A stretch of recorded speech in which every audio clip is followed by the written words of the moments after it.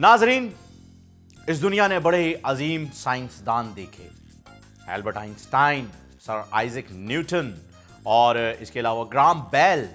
इस किस्म के साइंटिस्ट देखने के बाद अब आपके खिदमत में पेश कर रहे हैं हम एक ऐसी शख्सियत जो कि साइंटिस्ट तो नहीं है, किसी सूरत भी नहीं है, खुदा की कसम नहीं है, लेकिन वो वजीर साइंस और टेक्नोलॉजी जरूर हैं, जनाब फवाद चौधरी साहब।